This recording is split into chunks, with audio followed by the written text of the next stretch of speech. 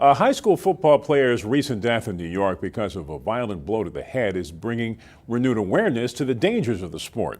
Concussions are one injury that also pose a real threat to a player's long-term health. SNN local news reporter Grant Boxleitner has a closer look now at how the area's largest school district is dealing with the danger. Florida remains a hotbed for high school and college football, and the jarring of the brain is a risk for every athlete who takes the field.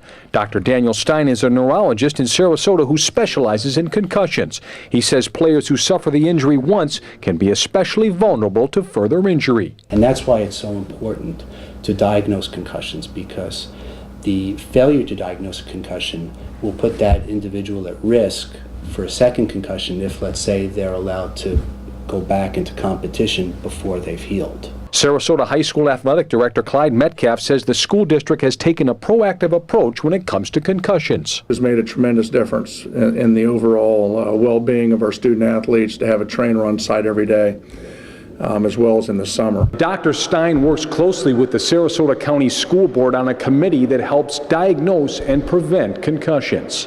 Those kids are being tested before the season in terms of their cognitive function, so we have a baseline of their brain function before any potential injury.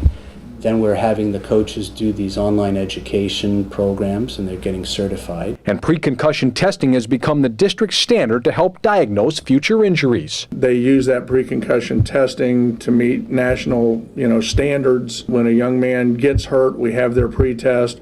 We have their baseline. We know where they were prior to the concussion. Stein also says new research is focusing on subconcussive blows and recurring head trauma, which can have lasting effects that may lead to mood swings, memory loss, and dementia. There is an accumulation of nerve injury that can progress even after the concussions have stopped. So there are chronic effects of nerve injury that can accumulate in these student athletes. Reporting in Sarasota County, Grant Boxleitner, SNN Local News.